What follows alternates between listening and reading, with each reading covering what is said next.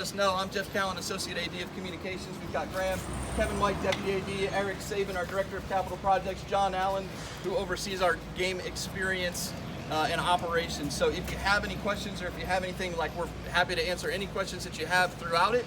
And with that, I'll turn it over to the Director of Athletics, Graham Neff. Thanks, Jeff. Great to see everybody on top of the hill. There was many months, obviously, where the Rock wasn't here, which was the pictures. Newsy day, so I know we have some time to cover a lot of other topics once we flip to the other side of the stadium. But just a couple things here, obviously, as we point towards Saturday.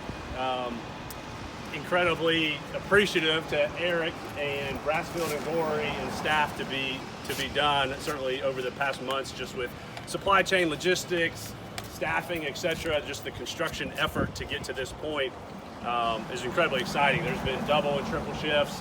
You guys may have seen some of the scrimmages where the guys were up working and getting it ready. So we could kick off and play this afternoon, but obviously we're well ready for Saturday.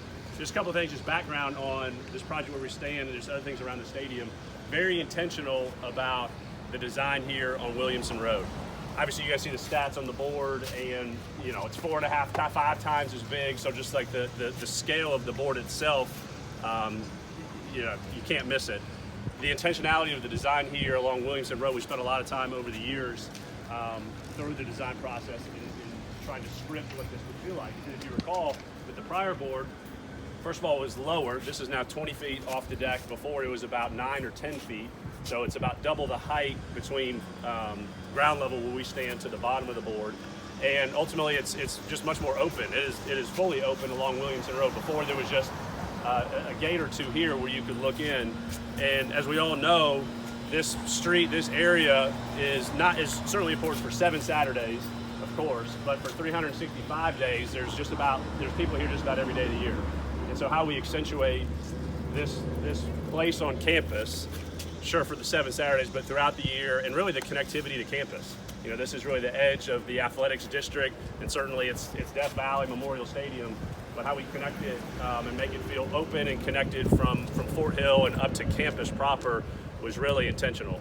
And certainly accentuating the connectivity to Scroll of Honor. And obviously the Memorial Stadium and scripting on the back of the board and how that is adjacent intentionally to Scroll of Honor Memorial Park. Very important, and how that was designed 10 years ago when the prior board was input, but how we continued and emphasized this relationship, what that means for Clemson football and Clemson athletics, but really for university and campus and the history of this place, literally this place, but let alone how we fit within campus. So by design, significantly. Flagpole's moved over here. It was on the northeast corner, now it's on the southeast. We'll have the Scardon recognition there as well, and some other Memorial Stadium and our military heritage recognitions there. We do know too that the stadium, we found out the stadium was never officially dedicated back in 1942 and thereafter, and so we do have some plans for later on in the season. We have to work throughout campus on some things to have a little bit more of a ceremonial dedication within the stadium, and how that again focuses with Scroll of Honor behind us and Scardon statue, flagpole, etc. here in the stadium. So excited about that. Obviously some other additions. The video boards on the west that flank the side are the same size, but obviously the pixels and the screen themselves have been updated and are resolute, just like the one above us. I know a decade ago, which was before I was here, but there was a domino effect of replacing the board and how that went to Riggs for soccer, men's women's soccer, and to Kingsmore. And so you've seen, obviously at Riggs, new video board there as well. You may see Kingsmore that is not up yet. Obviously we have a little bit more time with baseball, but those will have new boards as well. The difference from a decade ago to now, a decade ago there was literally these panels were moved and replaced on those 2 facilities. That's not the case this year, just with the cost of the technology. It was actually more cost efficient to just replace those boards in and of themselves, so they are not duplicated from the old board here, but obviously from a scale and a pricing standpoint, we lumped them all together just to have the impact for football in the Valley, but also for Riggs and for Kingsmore as well. So those are, Riggs is obviously completed up and running, and Kingsmore will be later this fall. So excited about that. Obviously the ribbon boards are replaced as well, up and operational, and then a different design with the Ring of Honor. It how we've really flipped the recognition of the former players that are here. We've made some space for some additional student athletes on the Ring of Honor for years to come, and obviously the recognition of the years here and the backlit of Clemson welcomes you to Death Valley. I think, Jeff, later we'll have some of the light shows, and obviously it doesn't show as well during the day. And for Furman, we're still going to have the activity of the LED lights and the theatrics of that. But for the second home game, Louisiana Tech, 8 o'clock game, is where it's going to be in all its full glory of what the experience will be with video board, new sound system, and then the lights and those features and how we accentuate that for this moment here, the most exciting 25 seconds, and then obviously throughout the game will just be an incredibly different and new experience for all 80,000. So as we look at that from a fan experience standpoint, and Jeff had mentioned John Allen's here, so we've really reorganized a bit of our marketing and fan experience staffing inside the department to continue to accentuate just that fan experience side of things, which is easy to say, but my point is we have a lot of intention about how we're staffing and projects and what that experience looked like in all of our venues, but obviously 7 Saturdays here in the Valley is really, really important. So I think those are my main notes for the improvements in this project as we unveil it this Saturday. Jeff, I know we're going to have time over across to get into a lot of other topics. While we're here, anything from a facility or board, things like that, just while we're on the topic of facilities. Yeah, Trevor? Hey, Graham, notice on the Ring of Honor, you dropped the icons for Frank Howard, Bob Bradley, Banks McFadden. Will those be added at some point, or are you just going to leave those off? Yeah, not planning on it. Yeah, so because Banks had the hat and Danny Ford had the hat and Bradley had the typewriter. Yeah, so just from a spacing standpoint, not planning to, obviously the players with the numbers, but for Danny and Bob Bradley, they're just going to be as is. Were you surprised at the attention that the building construction of this received from message boards, social media, et cetera, et cetera? Yeah, surprised, gosh, with the passion of our fans, I don't know that it surprised me.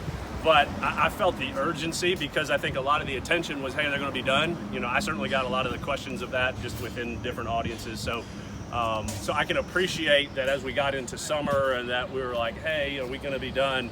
That was certainly top of mind. So excited for it, and to be able to unveil it and to be ready to kick it off is important. Graham, interested in the innovative noise and light diminishment for sensitive fans. Yeah. How exactly does that work? Yeah, so our certification with that for all of our venues, not just the Valley, but from that sensitivity certification is really important. So functionally what that looks like is we'll have bags. They're kind of book bags with different things, fidget spinners, headphones, etc., for those that can need them and essentially check them out. So we'll have hundreds of those available throughout the stadium. Just because of the recognition of, certainly from a light standpoint, whether it's the board or the lights themselves, that gosh, it's just going to be a different environment. We want to be very amenable and providing for all of those to be able to experience that in the stadium. My boys included, quite frankly. And so there'll be some more communication coming out that leading into Saturday, but it'll ultimately be items available for patrons to stop by for free and pick those up just to be able to be here despite the new theatrics.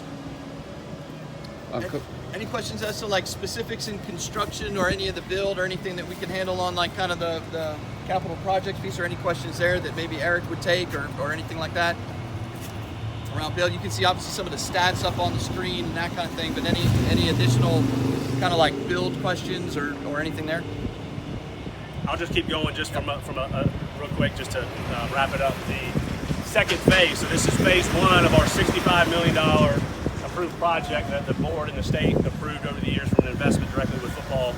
So obviously the board behind us and everything we've talked about, and then we'll have some time in the Masters Club here later on that we'll talk about the premium seating area. But phase two, which will be this upcoming off season, start this November, and will be complete a year from now, is really focused on the west side of the stadium. So Tiger Walk, Lot 5, with the renovation of that from a tailgating experience, let alone Tiger Walk. You've seen some of the construction along Perimeter Road, which is just the start of it. But the entire lot itself will be repaved, statues, more recognition for Tiger Walk in and of itself. In addition to really the bottom of the west zone, locker room, recruiting area, players' facilities, down below for game day. So that'll be all redone, again, beginning this November, and will be done a year from now. So second phase of this full $65 million project will commence after the South Carolina game this year. We'll be focused on that west side of the stadium. So maybe a year from now we can stand somewhere over there and talk about those enhancements that will start up later this season. All right, we're going to Okay. make our way around to the other side of the stadium. We're going to kind of come out on the southwest corner, and that way we'll stand out there, we'll show a video, we'll get the lights going a little bit, and then we'll make our way in toward the Masters Club.